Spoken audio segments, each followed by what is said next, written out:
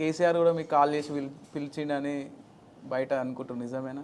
చౌటుప్పల్లో ఆరగూడెంలో 30 గుంటల భూమి ఆక్రమిస్తే అక్కడ ఉన్న సంబంధిత అధికారులు ఎవరైతే ఇరిగేషన్ డిపార్ట్మెంట్ వాళ్ళు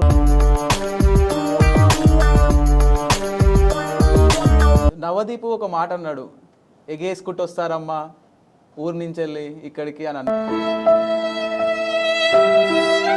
గతంలో గంగామని తీసుకున్నారు కదా, ఆమె కూడా ఒక సామాన్యురాలే కదా. బిగ్ బాస్ కావాల్సింది ఏంది? అన్ని విధాలుగా అన్ని రకాలుగా ఉన్న వాళ్ళని సెలెక్ట్ చేయాలి. అంటే అందులో ఏమైనా రాజకీయం జరిగిందంటారా?